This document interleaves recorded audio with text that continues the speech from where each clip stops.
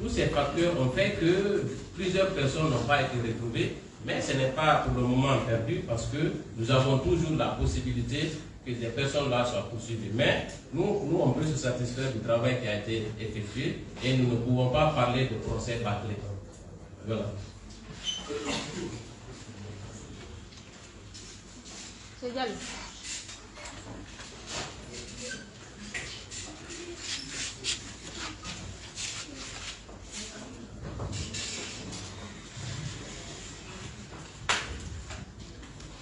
Bonjour, je m'appelle Balde Chatou, journaliste à A24 TV. Maître, vous avez parlé de... Mon confrère a posé une question au niveau du... Est-ce que le procès n'a pas été bâclé? Si je me souviens bien, lors du procès, vous avez évoqué qu'on vous donne la possibilité, qui est la possibilité, pardon, qu'on examine les... Comment on appelle? Voilà, les fausses communes, très bien. Mais est-ce que réellement, il y a eu, ces fausses communes ont été examinées pour que réellement il y ait, pour qu'on puisse dire que ce procès n'est pas bâclé. Voilà. Ma deuxième question, Grand Coplan est de retour, il a été arrêté, il est de retour à la prison centrale de Conakry aujourd'hui. Est-ce que,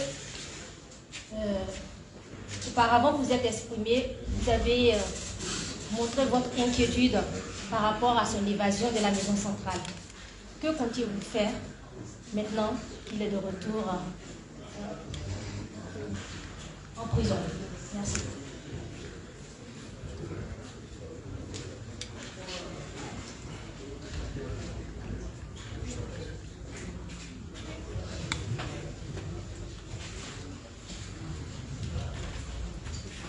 Voilà, bonjour, moi c'est Manon Louis, j'écris pour le site médiaafricain.com. Aujourd'hui, moi, ma préoccupation, c'est de savoir quel est l'état d'âme au jour d'aujourd'hui des victimes, en tout cas après avoir entendu le verdict final. Merci.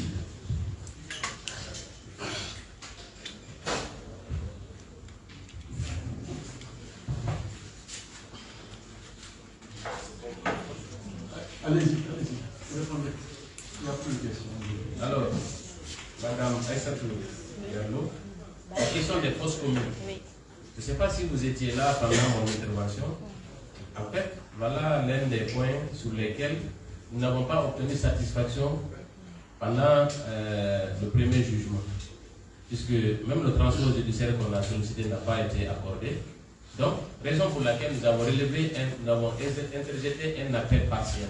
C'est une question centrale dans ce procès parce que jusqu'à présent, nous n'avons aucune idée de ces fausses communes. Donc, nous espérons qu'en appel, que les juges d'appel vont se pencher davantage sur cette question et que cela nous permettra de retrouver les fausses communes. Mais ce seul point ne peut pas justifier le fait de qualifier ce procès de procès bâclé. Parce qu'il faut se replacer dans le contexte encore une fois.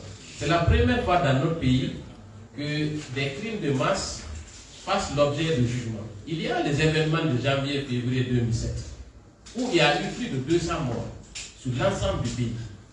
Jusqu'à présent, nous sommes à la phase d'instruction au tribunal de première instance de Bixi, où également nos organisations sont parties civiles. À date, aucun présumé auteur n'a été entendu. Aucun témoin n'a été entendu. Seules les victimes ont été entendues dans le cabinet d'instruction. Et à l'occasion du dossier, il y a plusieurs autres cas. Parce que notre histoire est jalonnée de répression sanglante. Donc, si nous nous replaçons dans ce contexte, je pense qu'on ne peut pas d'emblée affirmer que ce soit un procès bâclé. Il y a eu des personnes, quand un ancien chef d'État est inculpé et poursuivi devant une juridiction nationale, moi je pense quand même qu'on peut se réjouir du fait que la Guinée a pu quand même organiser un tel procès. Donc, je ne pense pas que ce soit un motif pour indiquer que c'est un procès bâclé. Donc, ce n'est pas un procès bâclé de notre entendement, même si des questions restent en suspens, qui pourront être réglées. Parce que c'est la première phase qui est achevée. Il y a plusieurs autres phases qui viennent. Donc, en appel, nous avons l'espoir que cela va être fait. Concernant Pivi, effectivement, pendant son évasion, le 4 novembre 2023, on s'était posé beaucoup de questions. Comment il a pu fuir la maison centrale de Conakry l'endroit le plus sécurisé. Nous n'avions pas eu de réponse à l'époque, mais cela a entraîné la psychose parce que Claude Bibi, ce n'est pas un soldat de bas étage, c'est un colonel de notre armée qui a beaucoup de partisans dans la Grande Muette.